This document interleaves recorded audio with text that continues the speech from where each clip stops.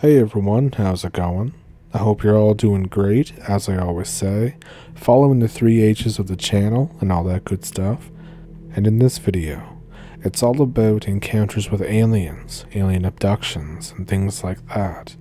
So, if that sounds like something you're interested in, definitely pull up a stump with me, and let's jump into it. Thank you for watching. When I was a kid, I had gotten up in the middle of the night and looked out the window. My mom wasn't in the bed that we shared. It was the only bed we had. My dad was not in the picture, but I didn't really think anything of it at the time. Looking out the window, I saw nothing out of the ordinary. It was just me looking out at the cul-de-sac. But as I looked to the right of the house, I still vividly remember seeing behind the trees, hanging maybe a few hundred feet away in the air, a dark circle in the sky, not very large, but with one central light. There were probably 5 to 7 other lights arranged around it, along the edges of the disc, all white lights. I remember seeing the central light become brighter and make a cone of light, like a spotlight in the air below. I turned around, and what I now know as a gray is standing there, wearing something that resembled a wetsuit. He was standing in the doorway of the room. He was very small. I honestly think it may have been shorter than me, and I was just a kid. I walked closer to it and stood a few feet away. I remember that it spoke to me, but I don't remember any details. It didn't seem angry or threatening, and I'm sure that I answered it somehow. Again, I can't remember what I said or what it said, but afterwards, it left down the hall, and that's as far as I remember. The problem is, years and years later, my mom told me that when I was about 5, she had a similar, but far worse, experience. She said she woke up in a metallic room, and one of these alien-like beings that I saw, or something like him, were tugging at her arms. She told me that it told her horrible things, and she would not repeat them to me, and this went on for some time. She mentioned that it was also a very short creature. So with that, and her telling me what happened when I was just a kid, I felt uneasy hearing that all of this happened the same night that I remembered my experience, which I kind of thought was a dream all those years. But it turns out something did indeed happen. She also told me that she began to pray, and the whole experience ended very quickly.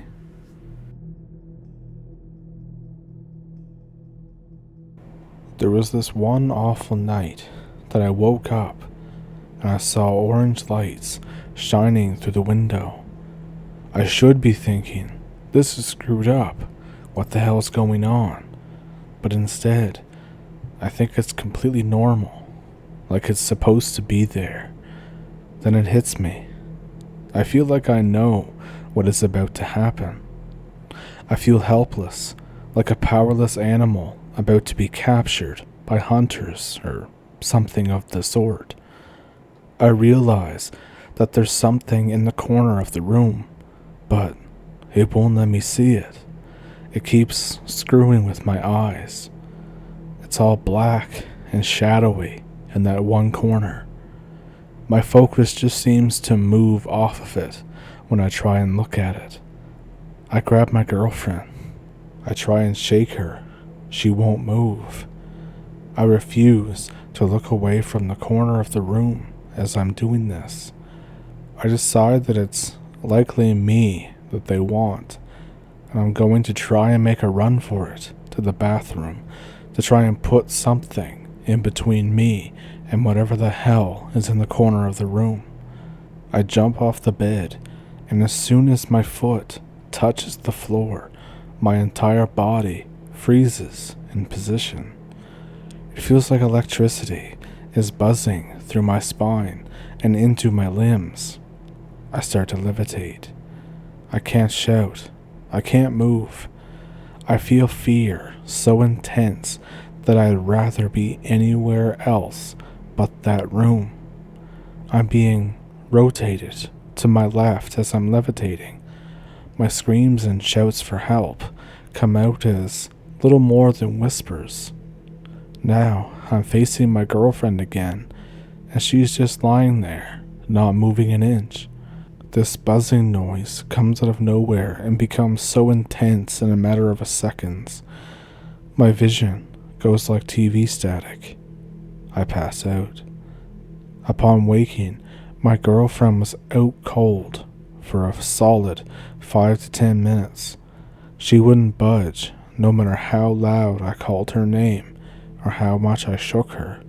She's normally a very light sleeper, so what the hell? Whatever was in that room with us was pure evil. I can feel it.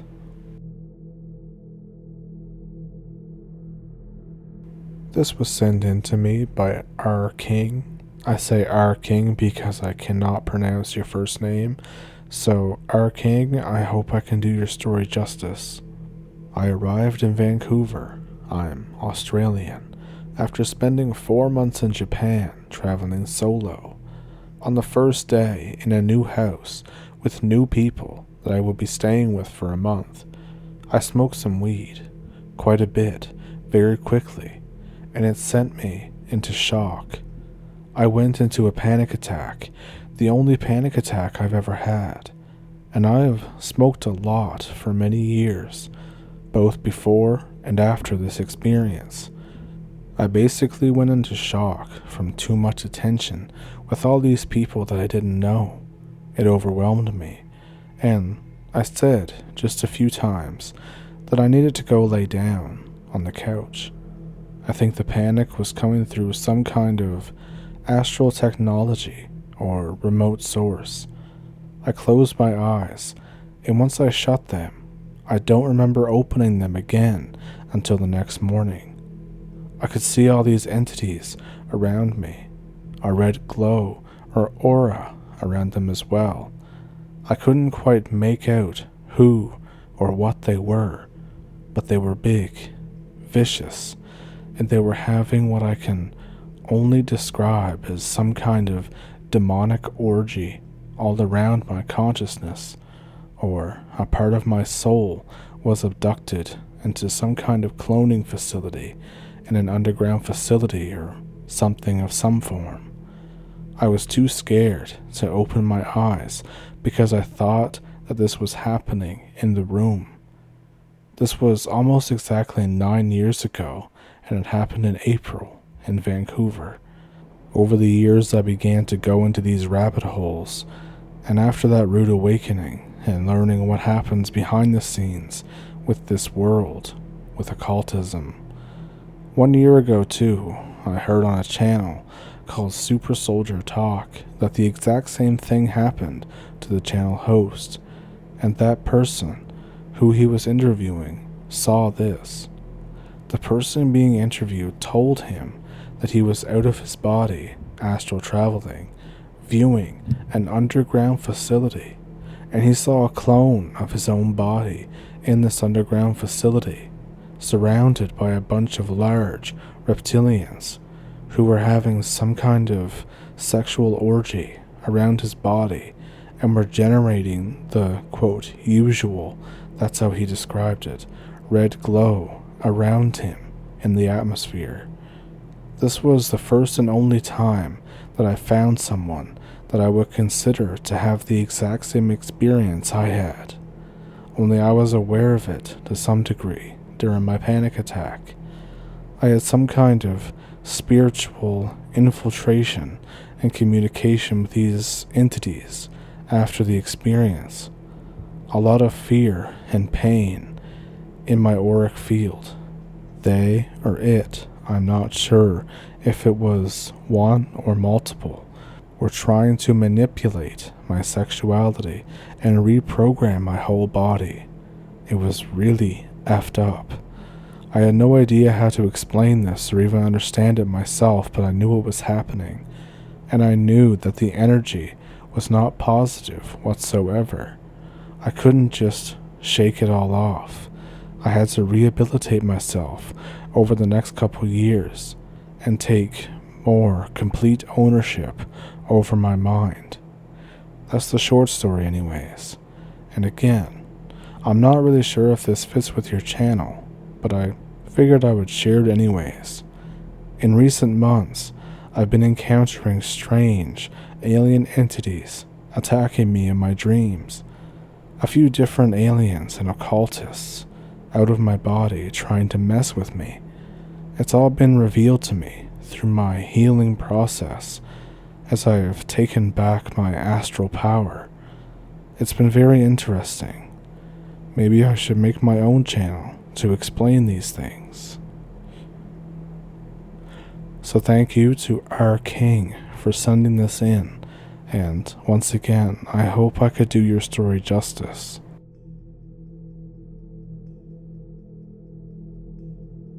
I have a super weird story to tell, so bear with me. I was serving time in a prison for street racing. Yeah, I know, it's really stupid. There were other infractions there as well, but that's what I got caught for.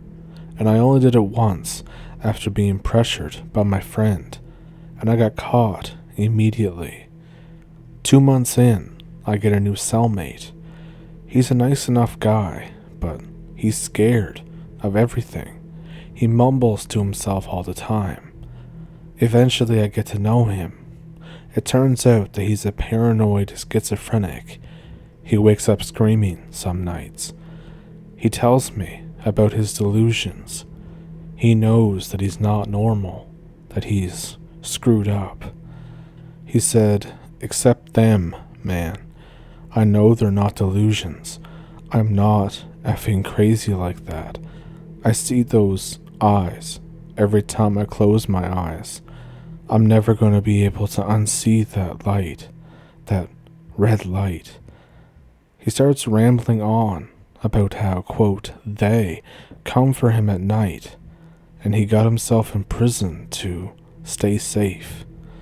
He won't tell me what he did to get locked up. He dodges the question every time I ask him. So fast forward a month, we become friends, and he opens up a little. He tells me how he used to never sleep because that's when everything would happen, or as he said, when shit would go down. When he would start to doze off, his body would start to feel really heavy, and he'd get a vibrating sensation in his limbs, like a heavier, slower version of the way you feel when your legs fall asleep. A humming noise will start out quiet, and then it'll get progressively louder and louder until it's unbearable, and then a bright white light fills the room, and it slowly turns blood red as the hum reaches its peak pitch. It's like a skull-splitting tinnitus noise. He says that he usually blacks out after that, but not always.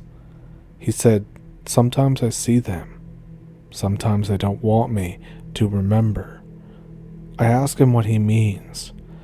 He starts describing grays in great detail. At the time, I didn't believe in aliens, so I thought that he was totally nuts. He described them as short, with limbs longer in proportion to their bodies than humans, about 4.5 to 5.3 feet tall, gray, almost see-through skin. He said it looked like a membrane more than it did skin. They had massive black eyes that reflected everything like a mirror. They smelled almost like a burning phone charger. I asked him more about the smell, but he just shrugged and said it was too hard to describe properly, that it didn't really smell like burning plastic and wire, but it was the only way and the only words that he could use, since he never smelled anything quite like it before. He said he was getting uncomfortable at that point, that talking about them for too long makes him anxious, so then he goes to sleep. The next day, we had some kind of art therapy, which I always thought was stupid, and he gets all twitchy and starts drawing creepy stuff. If you don't know what it is, basically we do it to, quote, let out our feelings, because it's supposed to help people be less violent and stuff. I don't really know. I wasn't really in there for a violent crime exactly. I just started doodling. I'm usually a pretty chill guy. I didn't really have anything violent on my mind. Danny, my cellmate, seems to enjoy these sessions for the most part, even though he's not a very good artist. This time, though, it's different. He's super anxious. He says he was nearly up all night, even though I was up late, and I didn't hear him make a sound. He keeps scratching his neck obsessively, constantly chewing on his forefinger. He looks like he's on the verge of some sort of panic attack. The therapist tells him to try and draw what's upsetting him. He stares at the paper and charcoal for like half the whole session, and then just starts feverishly drawing. He fills the entire page with shades of red. I can barely make out anything else. It looks vaguely like a bed, like a bedroom, I think. There's a blurry doorway, what looks like a bed, maybe a dresser. It's all super messy. You can see 3 figures near the bed, blurry, except the eyes. Huge, pitch black, almond-shaped eyes. They're surrounding the bed with a staticky stick figure. Maybe this was Danny. He was in it and screaming and crying. The therapist asks him to tell her what it is, and he just mumbles about a nightmare. I ask Danny about the art later.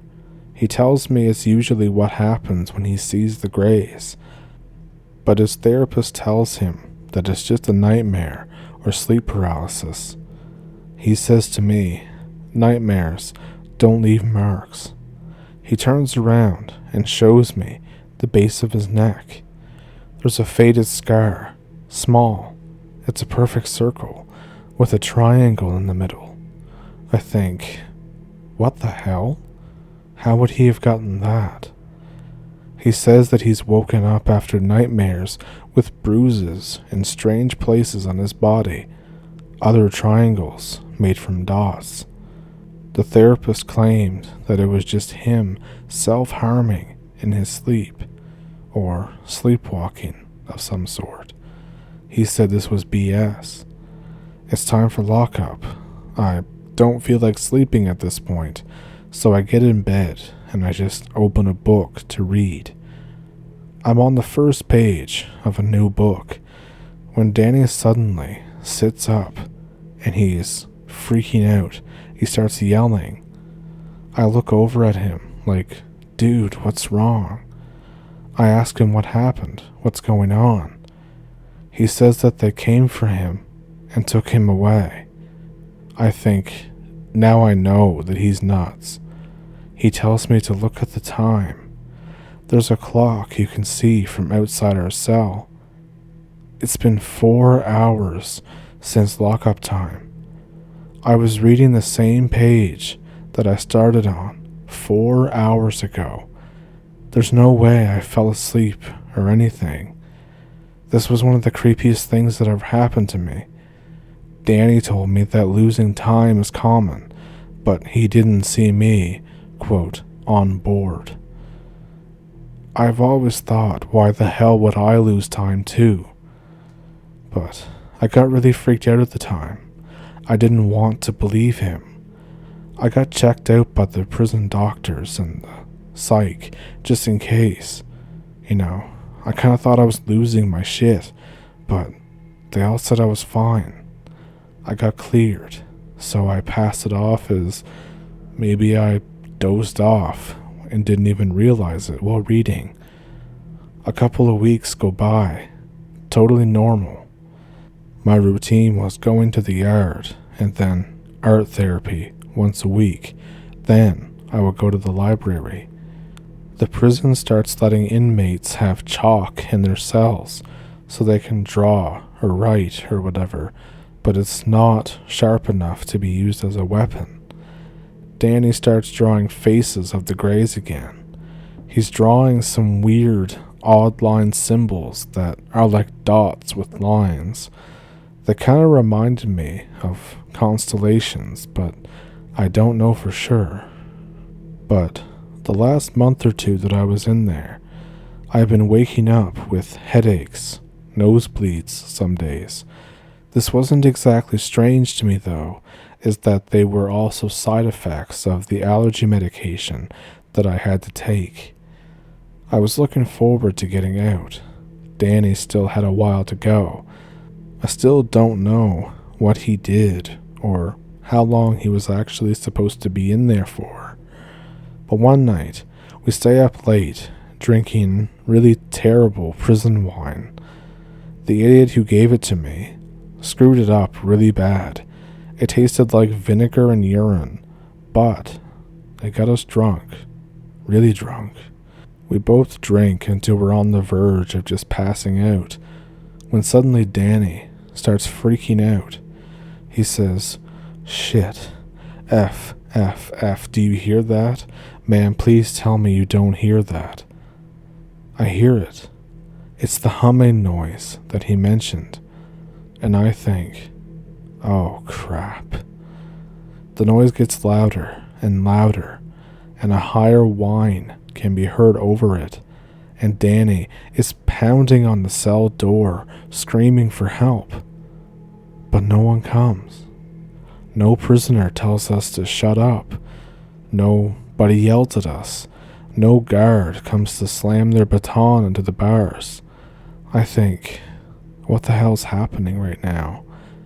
A bright, pulsating light is filling the room. The whole prison, almost. It's searing my eyes. And then suddenly, it turns blood red. Everything goes dead quiet. So quiet that you could hear the blood rushing in your ears.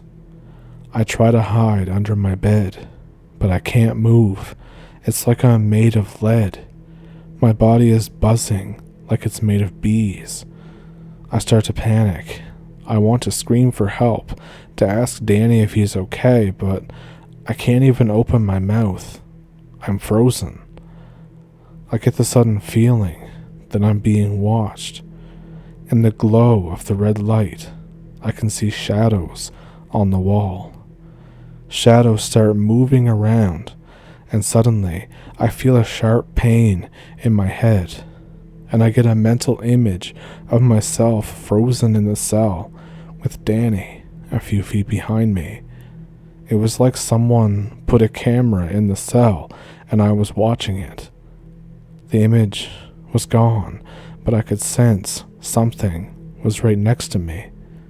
Then everything goes cold, and the vibrating gets worse and more violent, almost as if all the cells in my body were being thrown around.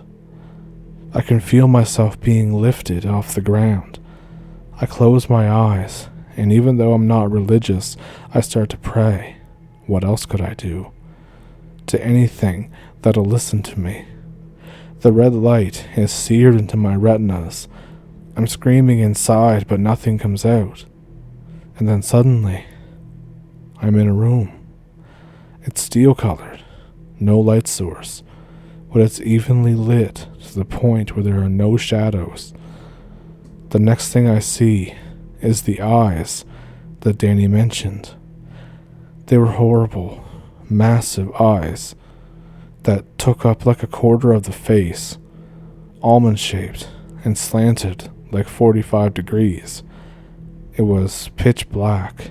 I could see my own terrified reflection in them.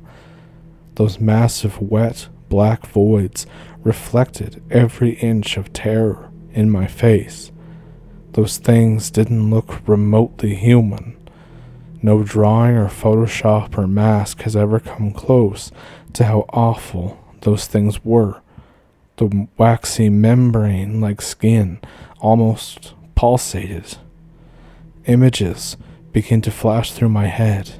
Me and Danny, the aliens, the prison, pictures of planets, organs, stars. It gave me a massive headache. I don't know what it was trying to do. And then suddenly, I'm in the prison hospital. They found me on the floor of the prison cell with a blinding headache, lying in a pool of my own vomit and blood pouring from my nose. They found Danny huddled in the corner, sobbing. He had crapped his pants. He was covered in scratches and bruises. The doctors and guards questioned me. They thought that we were fighting, even though no one saw or heard anything at all. No one heard our screaming, the lights, the humming, nothing, no sound. I always think, how the hell did you not hear that? I told them that we got drunk and didn't fight or anything. I had no idea what happened to Danny. They released me in time for dinner. My head is still pounding and my whole body aches, especially my neck. An IV helped, but I wanted to get actual food into my body. Danny wasn't in the cafeteria. In fact, I didn't see him for another 3 days.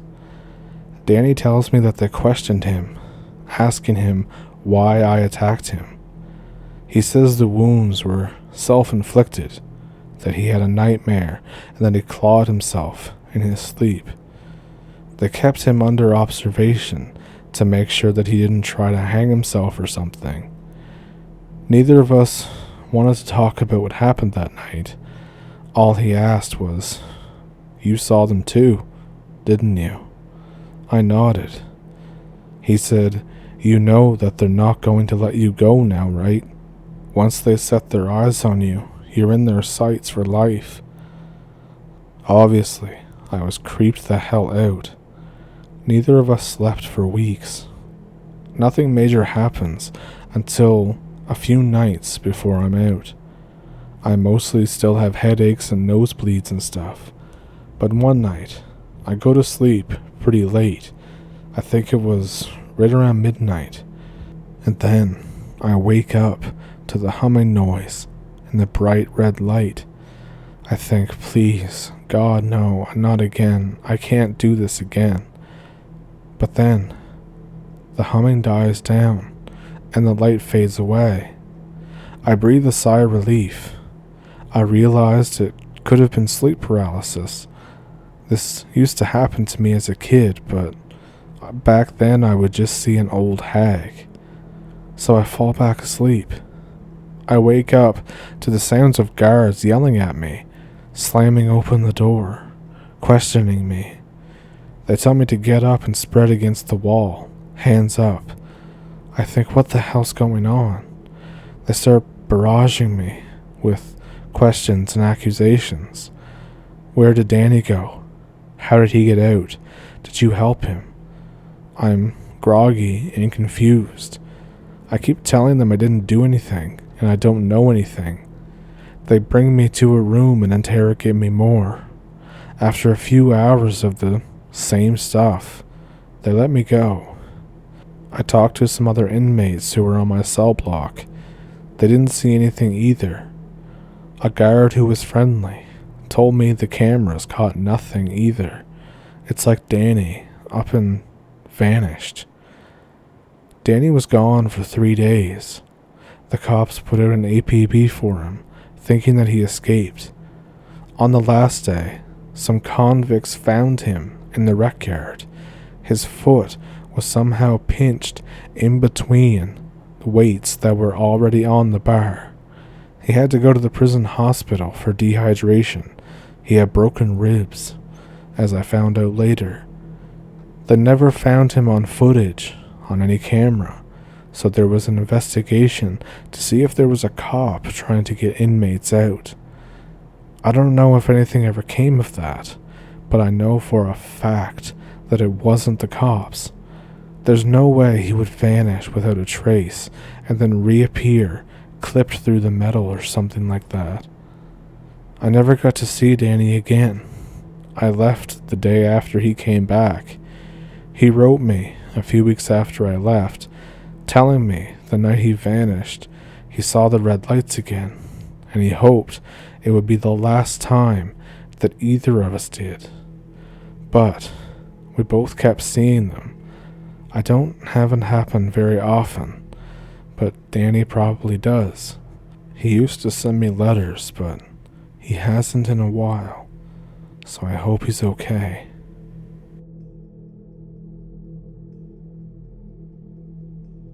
So, what did you think of those? Let me know which one was your favorite one down in the comments. Do you have one of your own? I have an email in the description below that you can send them to if you want to. I also have a PayPal and a Patreon if you would like to support the channel that way, but no pressure.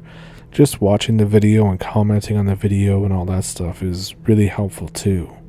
And of course, super thanks here on YouTube helps a lot as well. That's just if you don't want to go off platform. And man, whenever I was recording some of these, I'm sitting out in my living room, right? And a transport goes by and it has different colored lights on it. You think that it didn't scare the holy shit out of me?